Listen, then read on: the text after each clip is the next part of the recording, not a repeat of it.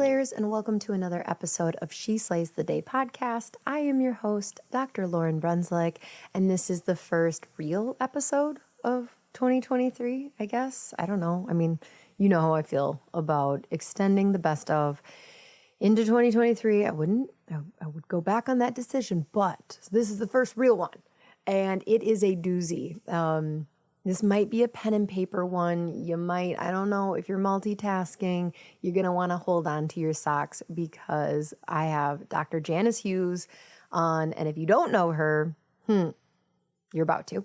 And if you do know her, you know that we are in for a conversation about your career and money and life and taxes and money and planning. And it's so good. But before we do that, am I the only one who struggles to get into January? I feel like I come out of a 2-week holiday coma and then I'm like, oh man, it's the middle of January and everybody's all excited and done all this stuff. And I'm just waking up. But I also, so there's these sleep archetypes. I don't know much about it, but some intern or someone shadowed me a long time ago and was talking about the sleep archetypes, and I am a bear. That's what I am quick to diagnose myself without knowing anything further. And it's basically, we just like to sleep. We go to bed early, we wake up late. We're kind of lazy people, apparently, although anybody who knows me wouldn't say I'm lazy, but I think in general, I might be. I might be the laziest action-oriented person ever. So yeah, it just takes me a minute in January to get going and be like, all right, let's do this. Let's give it a go. So I have to give a shout out to, we have a job posting. So one of the benefits of being at the top tier for the Patreon membership, if you know what the Patreon membership is, if you are at the top tier supporting She Slays the Day, then if you are looking for an associate, I will give you a shout out. So today I have Dr. Camille Berger, who is, thank you for being a top tier She Slays the Day Patreon member, but she owns Early Beginnings Chiropractic, which is in Cedarburg, Wisconsin, 20 minutes north of Milwaukee. So they're a little more populated than where I live in Wisconsin, just a little bit. And they are looking for someone who really wants to balance that work-life balance, 20 hours a week and salary range 30 to 50K. And they focus on family practice with the emphasis on fertility, pregnancy, and mother-baby dyad. They also care for older kids, dads, grandparents, when everyone desires a wellness lifestyle. So you can check out the full listing for that job at earlybeginningschiro.com/careers, or you can email Dr. Berger at camille.berger@earlybeginningschiro.com. So if you're looking for a job in Wisconsin and you don't want to work 40 hours a week, I found you the perfect job. There you go. You're welcome. And also, if you are a She Slays the Day top tier Patreon and you have a job posting, you can let me know. Even if you're not a top tier and you want to submit your associate job posting on Instagram, we can do that too. I am just going to become the Bravo matchmaker of chiropractors. What was that, Millionaire Matchmaker? Did you guys watch that at all? I don't think it's still going. I don't know how I felt about it. I mean, let's be honest. I watched it. But I don't know if they were injecting, she was single. And so I was like, well, now I'm confused. But can you be good at your job? And of course you can be. Of course, right? What's the time and true things that a doctor doesn't need to have cancer, an oncologist doesn't need to have cancer. But I don't know. If you can't find love, I don't know that I can trust you to find me love. But then again, here I am looking for an associate. Oh, do you see what happened there? It all came full circle. I'm looking for an associate. And so some could say, if you can't find yourself an associate, how are you going to find me one? Well, to that, I say, if you live in Colorado or Nashville, I can find you an associate really easy because that's where everyone wants to move to. Rice Lake, the booming city of Rice Lake. We've got 9,000 people now, and we have a TJ Maxx and a Starbucks. So, what else do you need in life? Come work for me too. Or Camille. Either way, come to Wisconsin. It's awesome.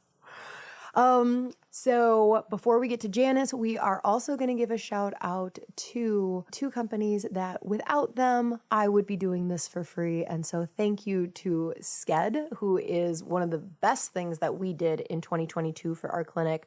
I never say who we used to be with, but we used to be with a previous text and messaging company, and Sked far outweighs just the convenience and easiness of using it. We had some major snowstorms happen right around Christmas time. Oh my God. Just an absolute shit show. You have these days right before Christmas that are packed with people, and then you're going to get 10 inches of snow and 30-mile-an-hour winds, and you're like, well, that's neat. Guess we'll just be rescheduling you and see you around New Year's. Cool. But using Sked, I guess, was the silver lining to my financial month falling apart, because it was really easy to tell people that we were closed. So thank you. And then our other key supporter is Tony Ebel's The Pediatric Experience. If you are looking for a community of chiros that are just hell-bent on changing the world and bringing substantial awareness to pediatric chiropractic with the tools of how to do it, giving you the confidence and certainty to see more kids in clinic, then hey, you should check them out, and we will have both of their links below. So now, without further ado, we have Dr. Janice Hughes. Now, she is an executive wealth coach and business advisor. She wears many hats, people. So in her previous role as the director of investors for CureMark, which is a biotech startup company, she learned to apply the principles and strategies related to raising money and creating wealth. Along the way, being part of the team to increase the value of the company from 20 million to a valuation of over 150 billion with a B. She now coaches individuals and companies to apply some of these same money-raising principles in their own lives and businesses. She works with a lot of healthcare practitioners. She loves chiropractors. She loves chiropractic. And she will share today on the show, just how messed up we are in our thinking. Those are my words, paraphrasing, not hers. She's also an author where she shares her wisdom in Inspired Wealth, which is now a free ebook that you can get, and we'll have that link below. And she is also the best-selling author of Amazon books, Codes of Longevity, that has 20 other leaders in the healthcare industry. And like I said, hold on to your socks, because this is a doozy. You're going to like it. So let's pray and get down to business. Relax your jaw. Find that heartbeat. Dear God, thank you so much for the topic of money. Help us to shed any fear around money, any guilt, any shame of talking about money. We get confused often as chiropractors that if we truly went into this for the right reasons, then saving lives should be all we need. And God, I know that there's so much greed and things around wanting more money, but we have to find a healthy place. We have to find a healthy place for our own mindset and our own life's purpose, and not feel bad about wanting to create abundance. Help us to focus and attach in 2023 with our goals of abundance and making more, also to, generate more impact, but share that wealth with others and see what kind of impact that can do. Help us to change that focus of not just what it can do for us, but what it can do for the employees in our lives. So many of us, if we brought in more, we could pay our employees more, and what that ripple effect would do. So help us to realize that this goes so much further than just our own 401k, and that changing the world, we can do that through more than just chiropractic, but by also providing amazing job opportunities and coaching and books and all the freedom that can provide to allow our creative everything that you've stowed in us to come out and that message to help spread awareness and impact. In your name we pray. Amen. Okay, here is my conversation with Dr. Janice Hughes. Enjoy. Okay, so I've thought long and hard about this. And instead of welcoming people to the podcast, like, hi, Janice, welcome to the podcast, I would like to start with, do you know your Enneagram type? Yes. What is it? I'm an Enneagram 7 with a really big 8 wing. Okay. I was like, okay, well, if you're a 7, I know your wing. Because I was like, I don't know. You give off mature 8 vibes type of thing. Well, there you go. There you go. That's a very polite way, Lauryn, that you're saying, Janice, you're old. No, I think I know, like we say that like all Enneagrams are equal, right? Yeah, right. Except some, when you're first meeting someone and you guess they're one thing, that can be perceived as a compliment, right? You really seem like a 7, like a 9, like a 2. You're complimenting someone. If you're like, I don't know, you seem like an 8, it can be a very aggressive way to meet someone. But a mature Enneagram, like a mature 8, is not as much of a jerk. So you're a 7, huh? Yeah. Yeah. So, it's interesting. The thing with Enneagram, to remind yourself or others, it's very deep, but there's also, the challenge with Enneagram is that it's not super applicable, like in the moment. I tend to really prefer something called the 4 quadrants. And, that's quite that simple: driver, expressive, amiable, analytical. And for years I've taught chiropractors, business people, and their teams how to use that. I love the Enneagram, but I think Enneagram is very much about self-learning, introspection, how you understand that every Enneagram can be an average version of themselves or an unhealthy or a healthy version. Yeah. So when you use that word mature, like literally what that is meaning is that someone has done the work. Someone understands that this is a lifelong process. And then how do you show up a better version of yourself? Or how do you integrate versus disintegrate? Or how do you understand your wings? So I think I love the Enneagram for that personal work. Yes. Then for in clinic, for in health practices, for in business, I really love the 4 quadrant piece.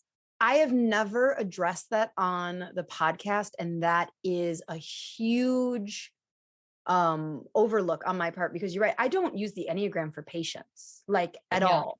I use it for relationships. I use it for myself and my husband and my friendships. I don't even love using it for hiring, because it is so much. It's so deep, and like you can't trust an initial quiz. I was just at Elise's Chiro Intensive last weekend, and I asked, like, okay, how many 3s do we have in the room? Now, about 50% of the room said they were a 3. But what I find is that you've got like people who are actually 3s, but then you've got small business owners who are taking a quiz that is designed to like rule out their motives and stuff, but they're answering it as a small business owner and entrepreneur. And so a lot of times I think people get mistyped as a 3, a 7, or an 8, because they're forced to be a certain person. So like, I love them. So what is your like current job? Are you only coaching? I have no job. About you. You have no job. Like I said, like no a 7. Job. Are you on a cruise somewhere? Yeah, I have no job, meaning that, if you stop and think about it, I think in our lives, like we have these different personas, so I am a chiropractor. Love chiropractic. I was a very philosophical chiropractor, came into chiropractic because I'd originally been more on the medical side. I have a master's in somatic cell genetics, a degree in microbiology, got accepted into medical school. I did the total 180 into chiropractic. And I love the philosophy, the energy of chiropractic. But it's interesting because for years then, building my own practice or running practice in what I call some of our old days, I was a very high volume practitioner. A lot of that is based on my personality, based on my love of chiropractic. That is never how I would coach somebody anymore. There's pros to that, but there's also really big cons to that. And I had to learn from a lot of my own mistakes. And so then as I began to speak and coach and teach in the profession and pivoted with some really good guidance from dear friends. Dr. Riekman, really talked a lot to me about, how could I see that helping others, I could then in essence, like be helping the profession. So again, as a 7, I pivoted into that coaching world and business coaching. And then after 7 years of that, I tend to have a 7-year cycle. Not only am I an Enneagram 7, but I have a 7-year cycle, and then pivoted into helping a really dear chiropractic friend build a biotech and raise money and, learning all those different things. Like I've had different roles in my life, but they all come together in the fact that at this stage of my life, I don't have a job.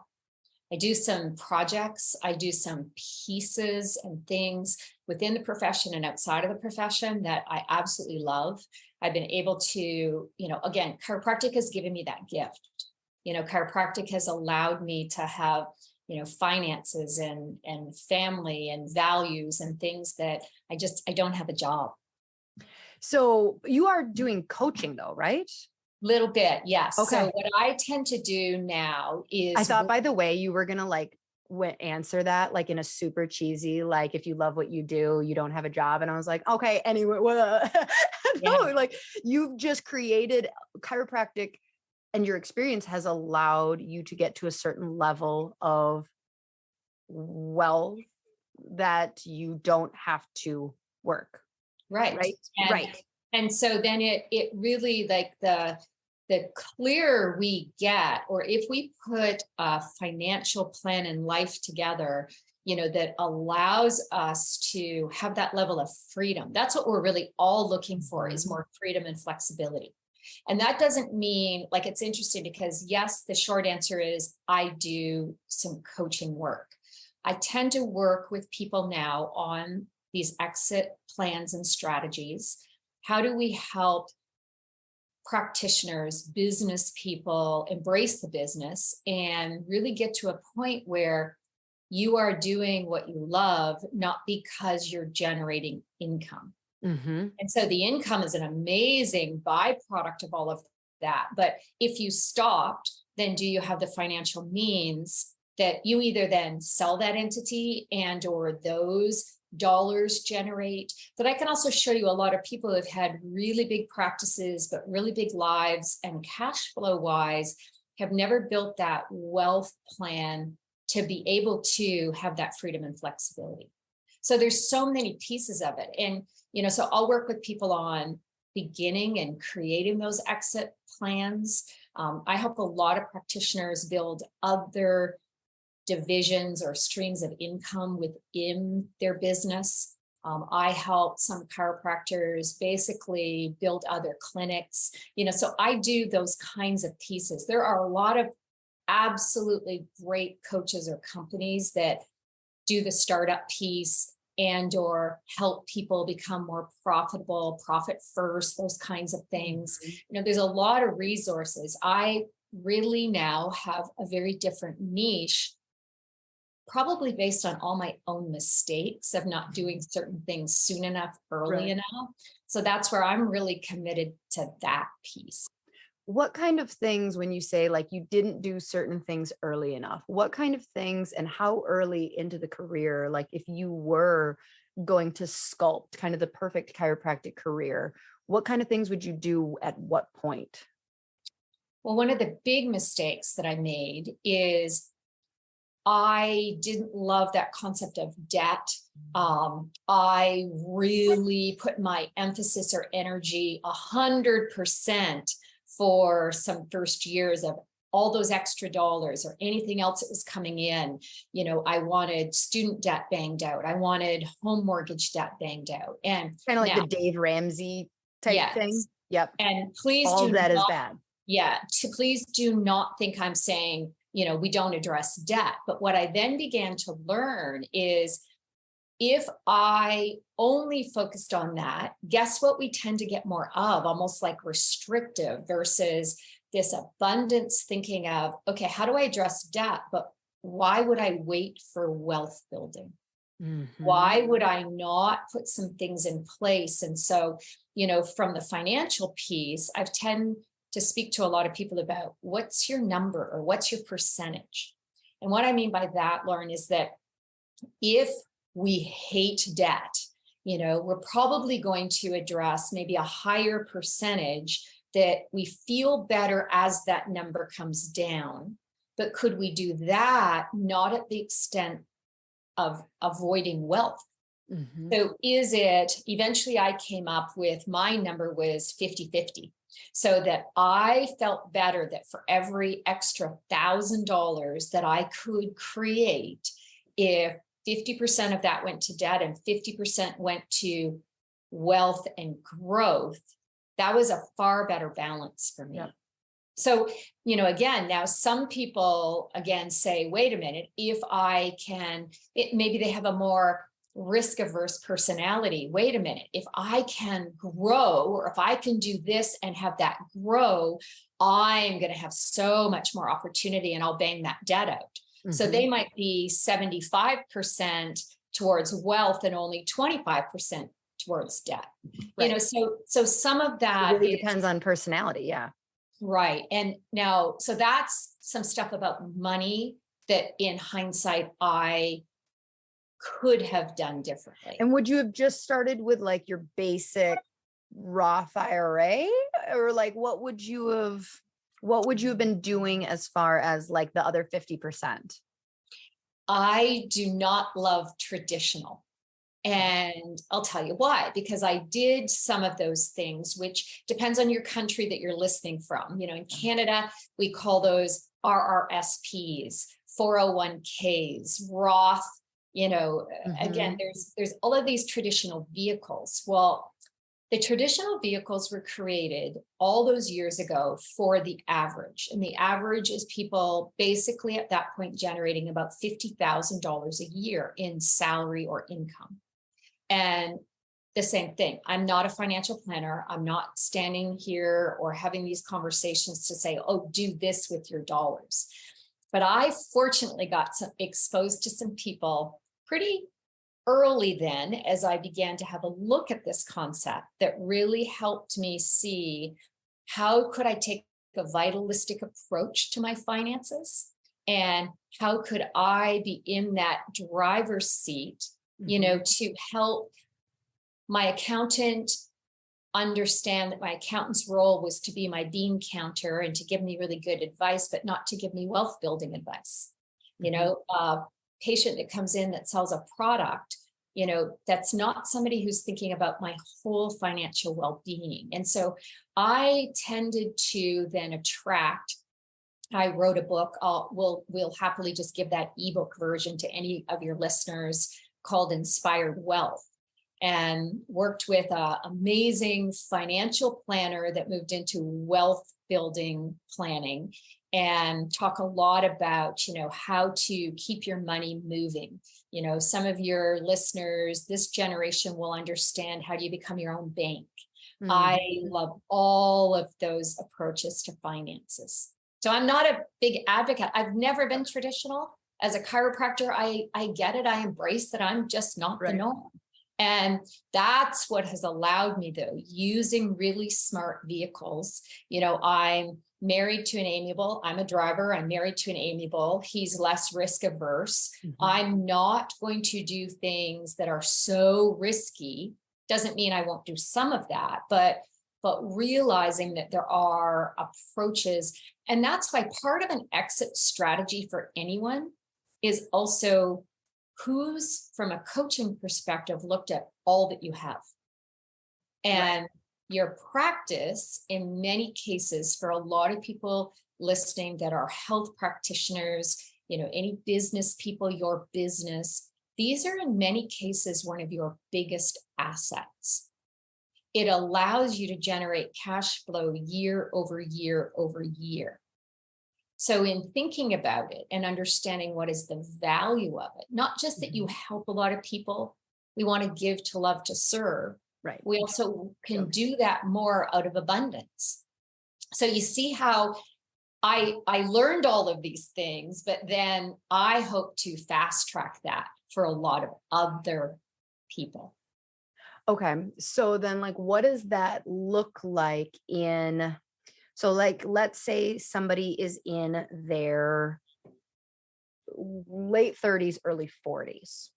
What does some of the steps, like what are some of the most basic steps that when you're working with somebody, you would be having them focus on versus someone who's maybe in their and I don't even like putting ages to it because like, what if somebody at 40? That's right. It has nothing to do with it.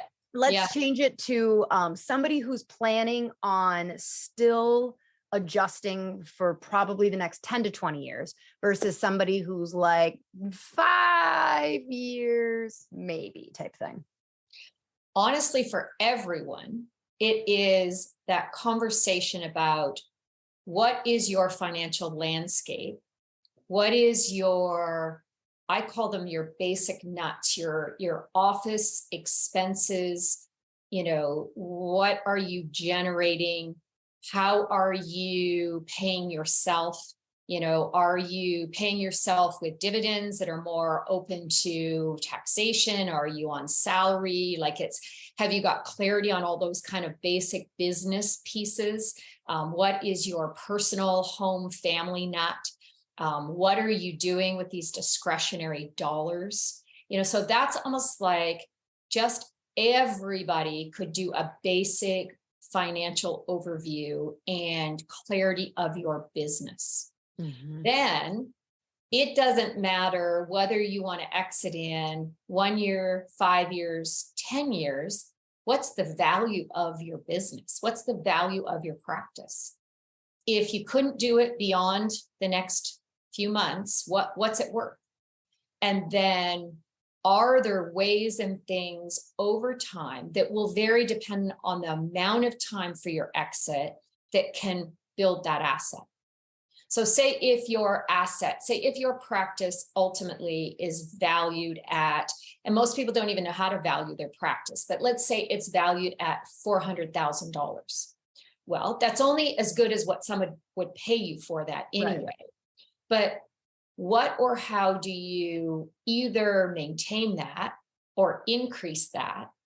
And if you plan on a shorter exit, there's a bunch of things you need to do differently to say potentially sell that to get that value.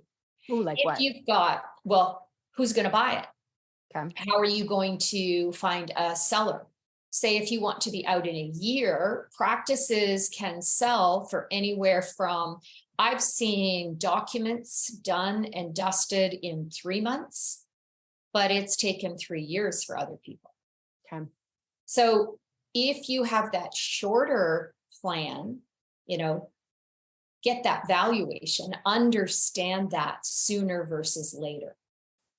Then if you have a longer lead and you're looking at what you'd love to do in 5 years and 10 years, that opens up different things, because by knowing the value, what happens, are you the personality? Here's where Enneagrams or personality profiles come in. Are you the personality to groom and lead a chiropractor, other chiropractors, associates, other practitioners, things that could add value? But don't be under any illusion that just all happens naturally. So you have more time, but depending on your personality, those kinds of things go into your plan. So there's always 3 steps. Number 1, what is the value? Number 2 is who's going to purchase this? And number 3 is how do you make that happen? Okay, I want to dig into all of those. So is there like a general equation for valuing your practice? Yes and no. So there's all these check marks that go into it, because in a perfect world, I always love to say to a practitioner, we know that here's again, basic finances.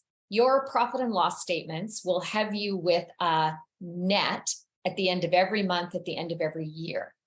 Well, then we can argue. A hard bank will say, well, that business is only worth whatever the net is. But really, that's not the truth, because in healthcare, we are generally small business people, unless you have a fleet of clinics. And so therefore, it's actually really worth a year's gross, not a year's net. But now there's a whole bunch of things that have to happen to really make it worth that. You have great systems. It's not personality driven. You have a trained team. What model or style of practice are you in? Is it reproducible with or without you? What is happening? Like, are you needing a fire sale because you're hurt and you've got to have somebody else take this over? Or so see what I mean? There's a whole bunch of check marks. And so that's the reason why we get all these people out there saying, well, a practice is really only then worth about 50% of that, or 0.5x. You have to have a lot of things in place to get your 1x value, 100% of that value. And in the last, like, let's say trend for the last 5 years, is there a price that is like that sweet spot? Like I mean, obviously depends on who you're wanting to sell it to, but like in general, is there a certain price practice that tends to fly off the market the fastest? Well, something that is a really strong business. So it doesn't mean that, everybody goes, well, a $200,000 a year grossing practice is going to sell faster than a $1.5 million a year practice. But really, like if I'm an investor, if I am thinking about smart business, very often the $1 million or $1.5 million grossing practices have great business systems. Not always, but so there isn't a dollar value. The really sweet spot is smart business people.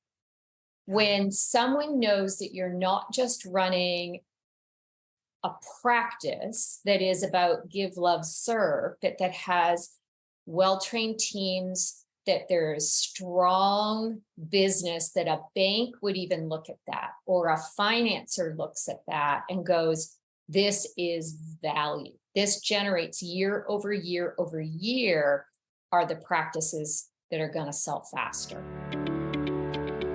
Hey, She Slayers. When I first started practice, I thought I needed to dress a certain way for patients to trust me, and I spent hours trying to design communication and marketing materials that worked. After 12 years of practice, here's a couple things I've learned. 1, I don't have to wear dress pants and button-ups for a patient to take me seriously. And 2, why recreate the wheel when a design professional has already done all the work for me? Well Aligned offers solutions in both of these categories. They have the coolest and most comfy chiropractic shirts that will showcase your personality, as well as beautifully designed communication and marketing tools to help drive new patients, get more referrals, and gain better retention in your practice. From the best chiropractic apparel to modern patient education materials, Well Aligned has you covered. All She Slayers get 10% off plus free shipping on orders of $75 or more with promo code SheSlays. Visit www.wellaligned.com to save. Hey, She Slayers. So many of you connect with my story as a chiropractor because I started all wrong. Years into practice, I had to completely turn it around from being an insurance and pain-based model to a thriving, subluxation-based cash practice. I have a lot of ways that happened, but I am not exaggerating when I say the number one thing I changed was adding CLA's Insight scanning technology. The Insight helped grow our practice from 300 people a week to over 500 a week in the course of 1 year, purely by showing objective findings and providing reports to patients. So many docs I talk to struggle to communicate the why behind a care plan when the patient's pain goes away in a few visits. They struggle to keep patients after insurance stops paying. They don't know how to explain why a kid benefits from chiropractic care, even though they have no symptoms. They don't do progress exams because what am I going to do to show the patient progress? I am telling you, every single thing I just said, my answer to the doc is, are you using Insight scanning technology in your clinic yet? Because it's the solution to all of those issues. If you have questions, the staff at CLA is absolutely incredible and will help answer those questions and help implement this big change into your practice. Click the link below in the show notes as She Slays listeners get preferred pricing and hundreds of dollars off their purchase. So if if I called you and I'm like, Janice, I need to sell my practice. Do you have like some basic questions that you would ask a chiropractor to get a sense of like how good their systems are? Yeah, you start number one. It's not very sexy to say it, but are those numbers being generated year over year over year? Okay. Can someone instantly give me their P&L statements, their stats, their charts, that they understand their trends right away? That's a business person versus someone that goes, oh, I don't even know how to get those documents for you. Got it. Yep. Okay. Red flag, red flag.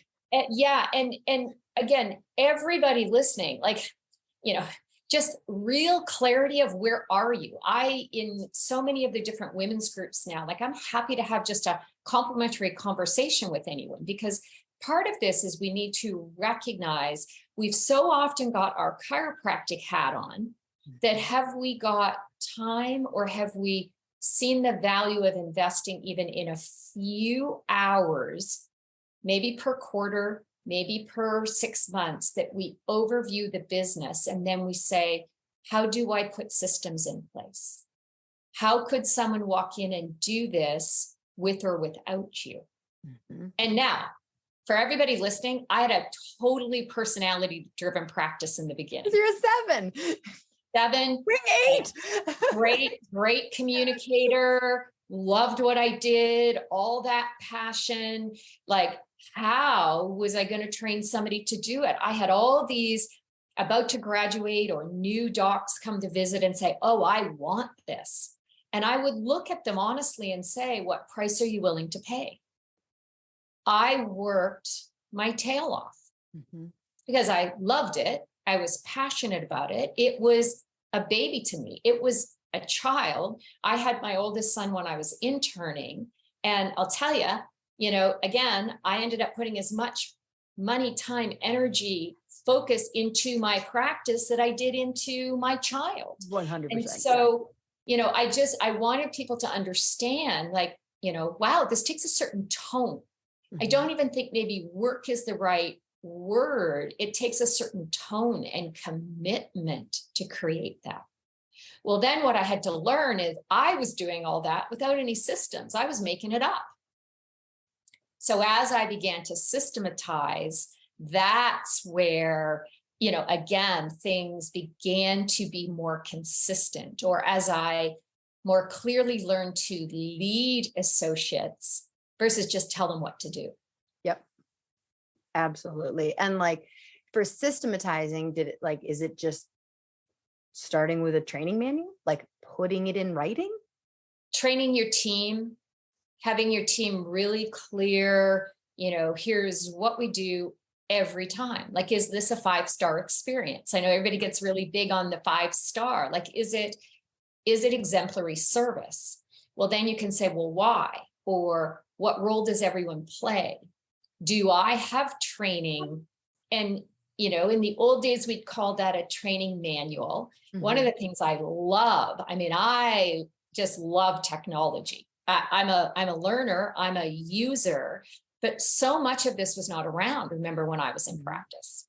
And so, yes, I like some rough sketched out, say, plans or categories, but why do you not have a video training of every single thing that's done in the clinic? Mm-hmm. Just a cell phone. Like, we don't have to get elaborate. These don't have to be the best videos in the history of the world. Look at YouTube, look at Reels, look at like again, do those for your clinic and just have one of your team walk around, and videoing how you guys do things. That adds incredible value because now you also train your associates. We want to give our associate, here's the script. But what I love is when we're even in the beginning creating this, I love having a lead doctor have their associate that's now in the first 60 and 90 days shadowing them, do up a Google Doc for every procedure that they're learning. And then you can just go in and edit it, and you guys can do a video. And now right away you have a training manual. Yep. That's awesome.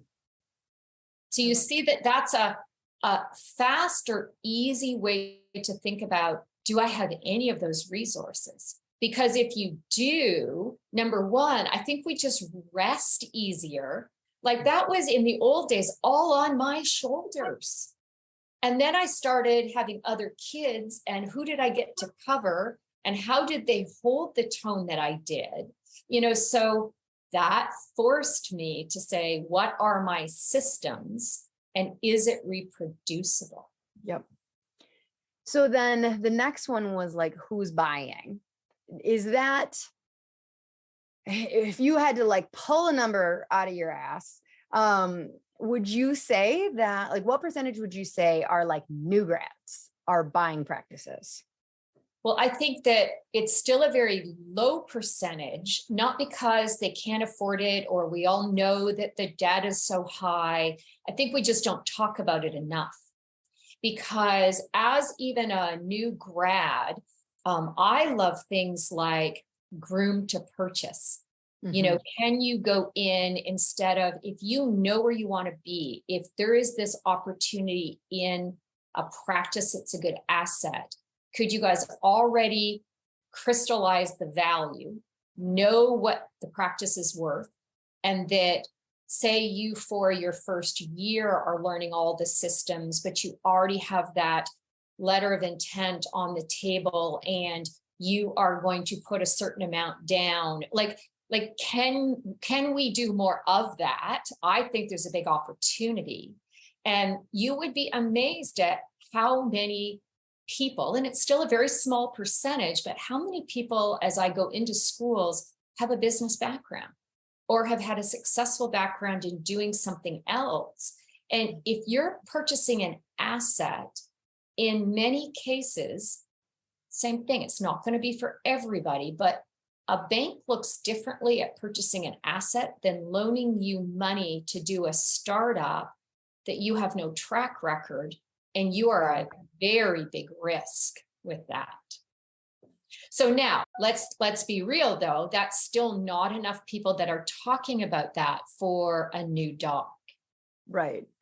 So because they're just scared of the money aspect. Scared of that dollar. Oh, there's no way I could buy that. And I'm going to give you a really good example because I was just speaking with her again this week, celebrating.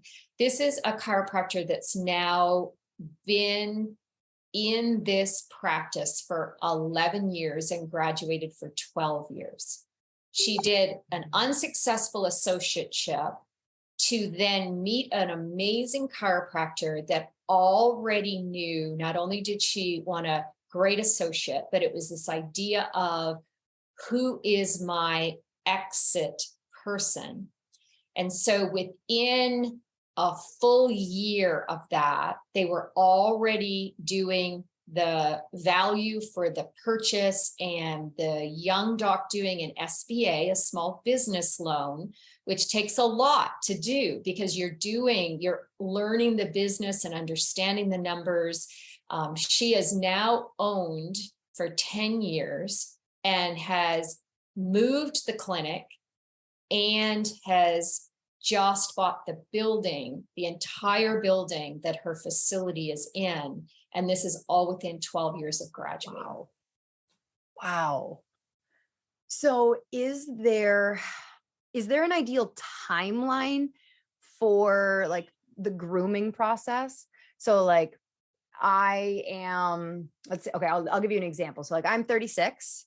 I don't even imagine selling my practice for at least, let's say 12 to 15 years. So I have an associate who is 31. So I'm thinking like, okay, she's probably not the right one, because right as I'm getting ready to graduate, she's gonna be like, I don't want to like start, like I'm kind of on the outswing too. So like, would I want somebody who is going to be in that sales mind, like 3 years? Like I don't, or is it like, no, buy this in 10 and that's still okay? Is there a sweet spot there for that grooming? Well, everybody's going to be different, no different than everybody's. I knew you were going to say that. Yeah, no, not only is everybody's financial risk, different, or their financial percentage is going to be different depending on who they are. Like, see what I mean? That there's so many pieces that go into this, not just, oh, well, is that the person? Like, you have to take a look and say, okay, so what is my strategy? If I want to be doing this for 10 or 15 years, where am I already financially? Do I want to maintain 100% ownership? Or am I going to say, if I have a fabulous associate that I also know has leadership, ownership potential, is this a person that I'm going to do basically a buy-in, maybe a small partnership purchase? Am I the kind of person that I'm very entrepreneurial, and I could see that person set up in their own location could build a whole other business or facet of this? You just came back from an event with someone who has, really set up a secondary office. We know some great chiropractors that have multiple clinics. Some personalities, that is so not where you want to head. So see how that personality, like that dreaming, how much effort and energy do you want to put in? If this is an amazing associate, like, why would they stay? Like, maybe their personality is that they prefer stability. If they are, again, more amiable or less risky in their personality, and they like the stability and they're learning their confidence, maybe they do have a 5-year plan. But what happens for you if you think your existing associate right now is going to give you that freedom and flexibility over these next 5 years to do, the coverage, maintain the clinic when you're not there, or give you this freedom? And then what, all of a sudden, if that person's personality goes, well, I'm just going to go do this on my own. Right. So see what I mean? That's why this is so creative. This is the part I love about it, is that people always want to put that complete formula onto this. And I just think there's a lot more creativity. I'm going to give you another example. I have been speaking with a female chiropractor who has had her first child and thought for years that she would be in practice probably until her 50s. And she's like, wait a minute, my entire life has changed. And what I realized is I would actually like to sell. And now is going through, okay, well, who's going to purchase this? It's at a price that in some ways should get snapped up, but she has no potential purchaser. She has an associate that covered her maternity that now a bank is going to question because some things dipped down. Like, does that allow the freedom or the stability? So now she's sort of going, wait a minute, what I thought I wanted is different. And so who's going to buy this, or what can that look like? And, I said to her, it's far more creative because she's got another chiropractor practitioner who is offering to buy it, but so low. And so I said to her, well, if he's willing to put that amount down, or says he can't get the bank loan, Could he put that down on your sale? And then could you do some owner financing? Like, this is a really creative.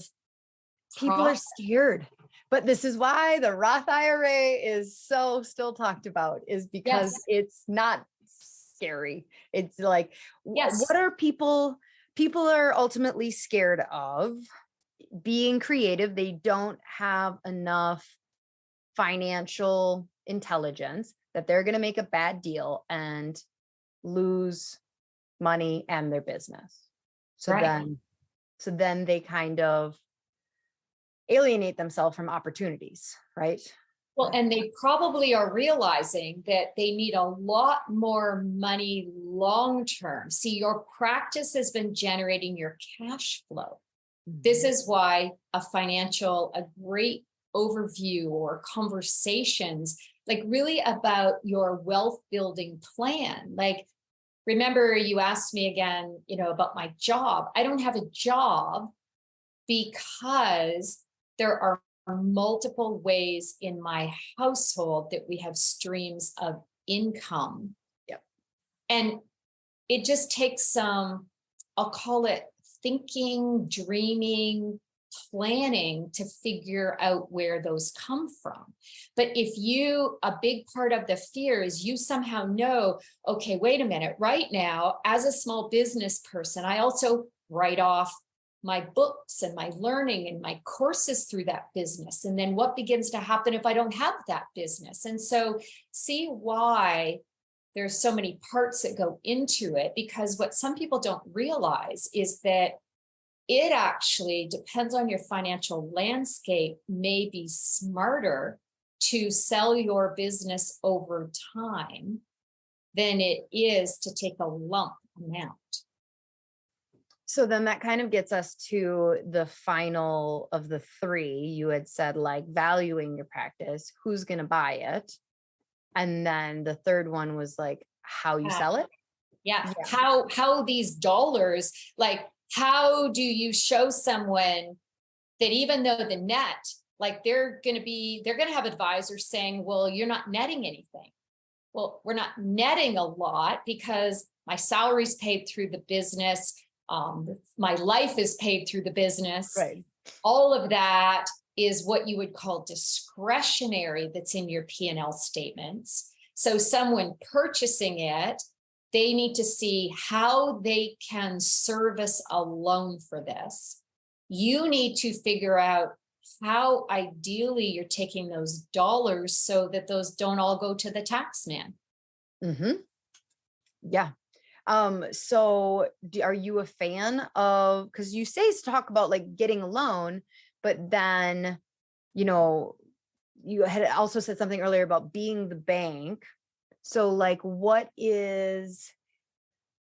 like some of the most, like, do you recommend both? Like they get a loan and then you service some loan? Like how do you recommend?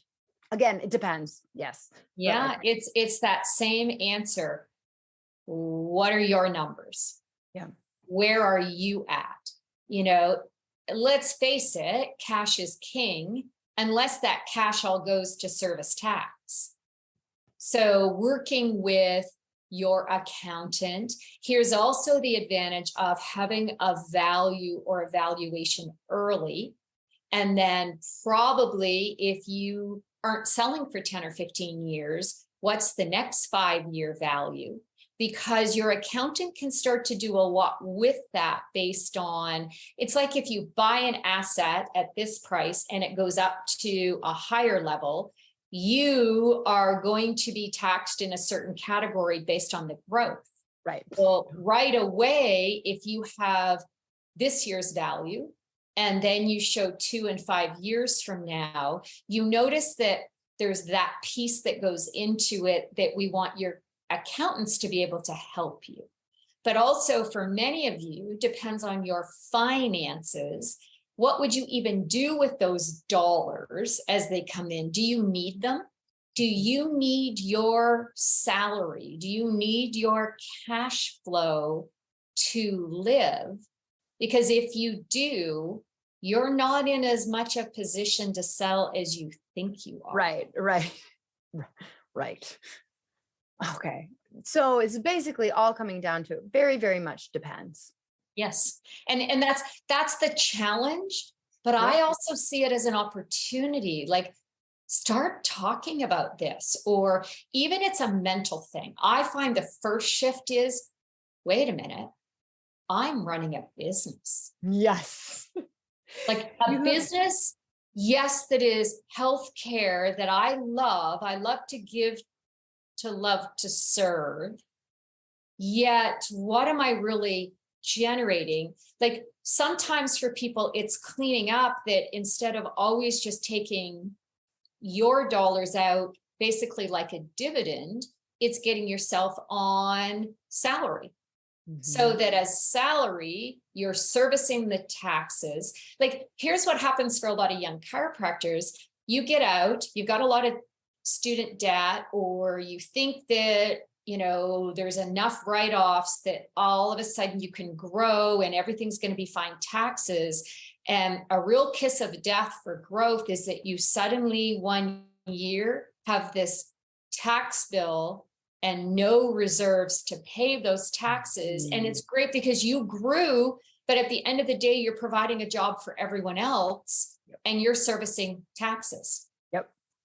Yeah. So this is what I mean. There's pain in those things, but there's a lot of opportunity. I had to learn to love the business.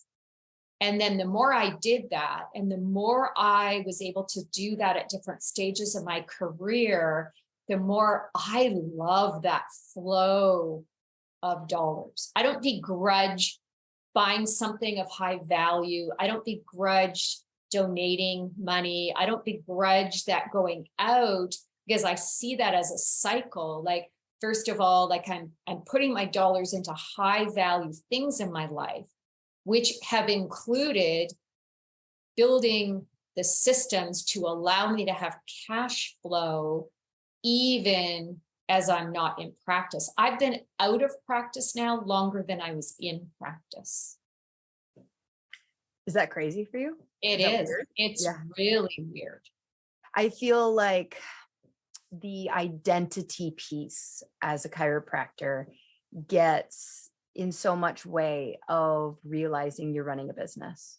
Because like, I feel like we force feed chiropractors to like almost feel guilty that they want to be profitable. Like, it's like they have to say it and like, well, of course I want to be profitable because then I can serve more people. And it's like, it's okay. It's okay. It's okay to run a business. Like, this is okay. And I feel like that, there's just very few people educating them about things that you're talking about. It's funny because I tease all the time, Lauryn, that, as I came back from some other projects and started, again, putting more time back into chiropractic. It's funny, I tease people that I was talking about money, which is a more difficult conversation for people to have than to talk about their sex life. Literally, like if I start asking someone, so it's even things like a chiropractor saying, oh, well, I see 200 people a week. Okay, you're adjusting 200 people a week. What's the business? Like, some people are charging $30 an adjustment. Some are charging $70 adjustment. Still doesn't equate. Somebody charging $30 might have expenses so low that they're keeping like 25 of those dollars, even considering their overhead. Somebody with $70 coming in might be spending $68 to get that $70. Like, nothing equates. Yep. And so then as you start to talk about it, I'll ask people things like, well, what's your office visit average? Mine used to be terrible.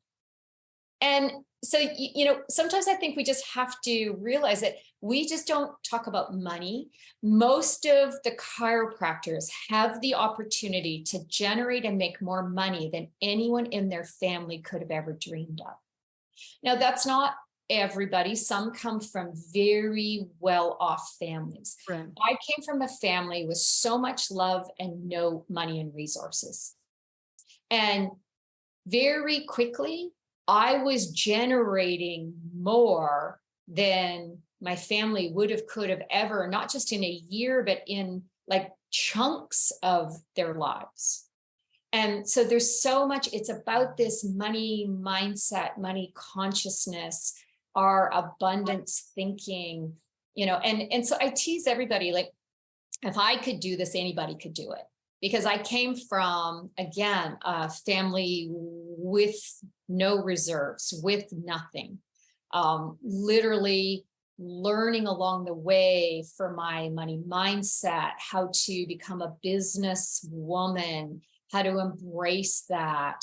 These things, either they do take a lifetime of coaching. I've been coached by great people. I've been mentored by great people. I have searched out, ideas and people I can learn from. I take courses all the time. And for me, it either does take a lifetime or I'm just a really, really, really slow learner.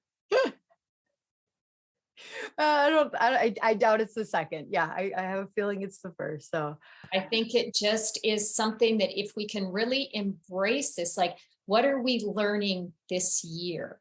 Yep. What are we taking?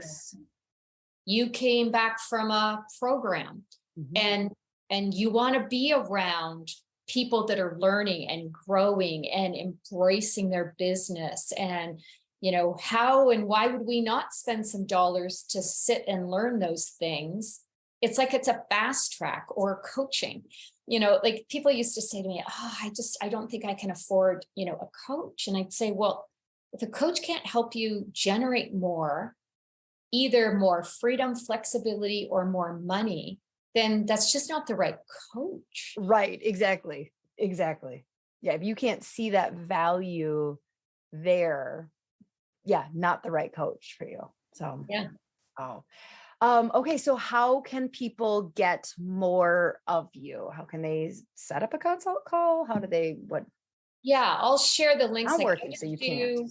I do complimentary 30 minutes for anyone. Like I have some links based on, again, this idea of evaluation, of a 10-year exit strategy, of how to take and get involved with products or services that add a new stream of income. Some have that already within their practice that they've just not built out. So, again, for me, that's part of my love of this, or give back to a profession that has given me everything. Being a chiropractor has given me my life. My kids, my oldest was born while I was interning. We all laugh about it. Still people from my class, we graduated 33 years ago, and still people ask about little Rob, which was a baby that everybody learned to adjust. Yep. And so I just recognize that, like, again, I found people to have conversations with. So that's where I can share those links. I'll definitely share, and you can share with your listeners, the ebook Inspired Wealth, which is, it's 20 years old now. And the financial planner and I that wrote it, we sort of laugh where it was a book before its time, because it was talking about the energy of money and the movement of money and things that are now much more standard. But we laughed about it. Like people looked at us like we were crazy back then, so I'll share some of those things, and it's just like, I want to encourage people, like, have these conversations or listen to these topics and then think about it. And what is my practice, my business worth? What do I dream of? Like, really what we're all wanting is more freedom and flexibility. Yep. Absolutely. So how do you begin now to have more dollars, or a financial plan, or a business strategy that really makes sense, so that you get those things that you're looking for? Not, someday I'll have that, but what's your plan? How do we attract it? I really think that what we think about, we bring about.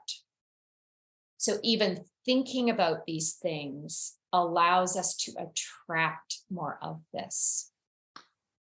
You are a delight. Thank you so much. I personally want to reach out and like we're gonna have more conversations on this, but like I will have all of those links below. You've been on multiple podcasts too. Like, I mean, you can probably go find just hours and hours of you as well on the internet and stuff. So She Slayers, make sure you check out those links and don't get overwhelmed. Like that's one of the number one things that I like.